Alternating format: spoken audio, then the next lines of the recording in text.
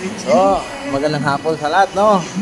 At nandito na tayo sa Balagtas. Balagtas na naman tayo, oh. Yan, Alphamart. Balagtas. Ano, ang pinante ko kumakain na. Kung nagutom na eh. Yan oras na, pang tanghalian lang namin, oh. Kung malapit kayo dito, alam nyo na, puntahan nyo na.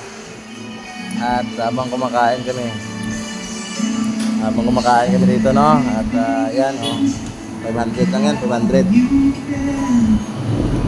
Takpan ko muna yan. Kung malapit kayo, puntahan nyo na. Pero kung malayo kayo, huwag na kayong pumunta.